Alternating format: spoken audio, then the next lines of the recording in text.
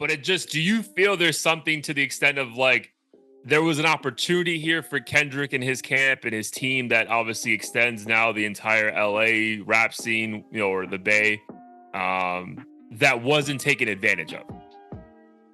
I mean, I disagree with Kendrick not having the stamina. I think, to your point, like, that was a peak moment that couldn't have gone any better.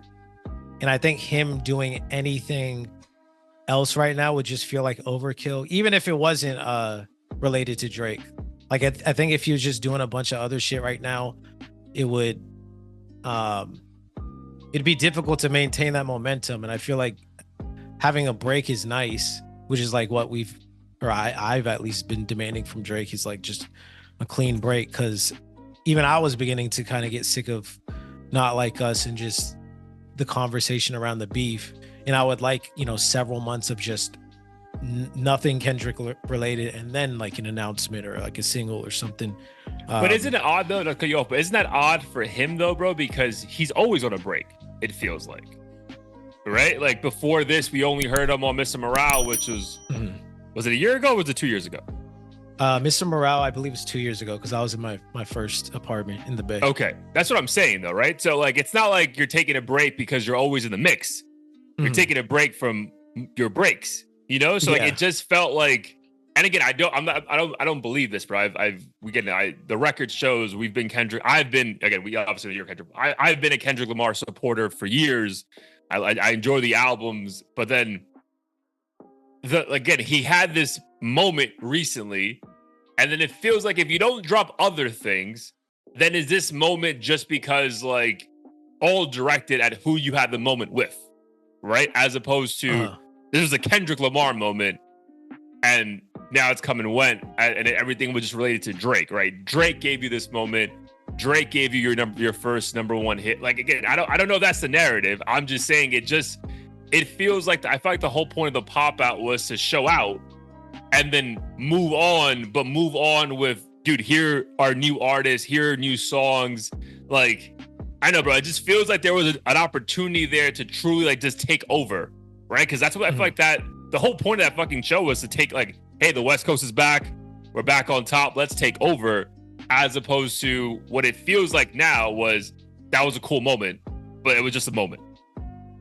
I feel like it was less of the West Coast is back and now we're about to take over. It felt more of like you're not gonna.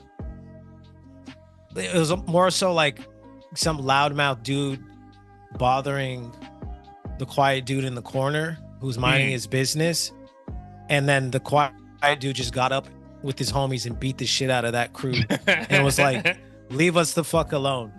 And then they walk back and go their separate ways. I felt like it was more of like a statement of like, you guys, are trying to, run the show, like specifically Drake in Atlanta and whatever else. And it's like, we're still our own force to be reckoned with, but it's not going to be followed with like a bunch of singles and album launch or release or whatever. And I feel like the song itself, Not Like Us, still hasn't like fully died. So it hasn't. It hasn't. I feel like it wouldn't make sense I feel like if he were to release something, he should wait till it's like actually just completely gone from the conversation. And then as far as like all the LA guys he had on stage, I think they're all kind of like in their own little bubble, and it was just an opportunity to showcase them. But I don't think there was really any other intention other than being like, the West is strong now, everybody can see what we're all about. But like, there wasn't really. Do you think so? That's maybe like what you're saying. Do you think that was the right move though? Like, if you were in control of those PR moves, would you have done the same thing? I don't know. It's tough to say. I feel like, and I only asked that, not to cut you off, but like, at the end of the day, this is like a business, right? So like, obviously artistry is at risk here, but I also feel like this is in a business model, kind of like using both hats. Like, I feel like there's an opportunity here to like, strike with the iron's hot. Like, I feel that's a saying for a reason. And it just feels like, I don't know. I feel like there could have been more. I'd say in a perfect world, yes. But if we're talking about like LA hip hop and like what might be holding it back, and they've alluded to this like every time they talk about the show is like the gang politics prevent them from even truly collaborating and like growing in the business. And I think the thing is they're intentionally like a lot of these rappers don't even want like major label looks and like Drake level commercial success. I think for them, like the gang life is first and the music stuff is like a cool legal hustle. And they're also like, even though you or whoever else may have no idea who they are, I think that their brand is so strong in California, which is obviously like one of the bigger states. They don't really, unless they really want to, they don't kind of have to branch out too much because they can be the man in their city. Yeah, they're eating and they're independent. Yeah, whatever else, and they don't have to interact with the weirdos of Hollywood and play those games and shit. They're like kind of stubborn in that sense. Understood. Yeah, maybe. Again, I wanted to ask you that, bro, because just like, from my point of view, but you might be 100% right. It just felt like there was an opportunity here.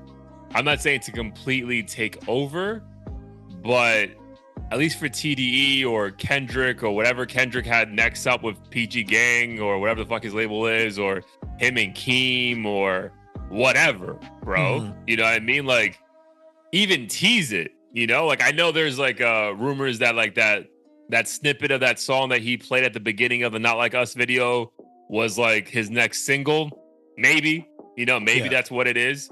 But I don't know, bro. It just feels like again, hindsight is always 2020.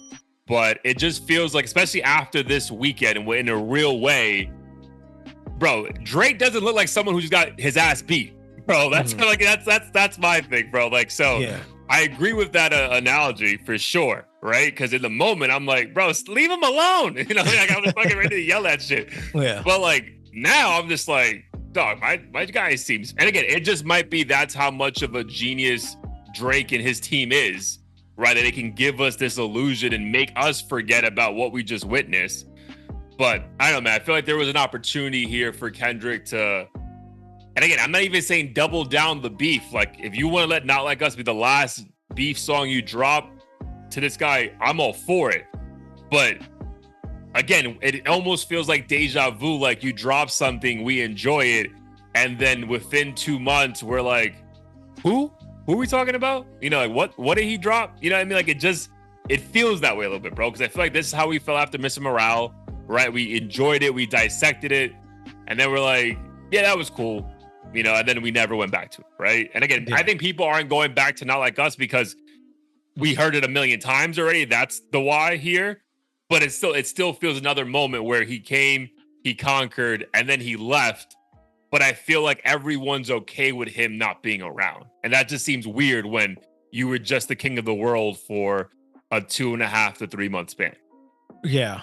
Well, I mean, I think we're like looking at it from the lens of just like superstars who want to make it. Because I mean, he said to Drake, like, only you like being famous. And I think a lot of these guys just really don't give a fuck about, like, I think in Kendrick's world, like, it's not like a missed opportunity or how can I like maintain relevance over Drake or any of that. I think it was just like, I literally only did this because I'm sick of Drake like doing subliminals, and it just so happened to like work much better than I anticipated.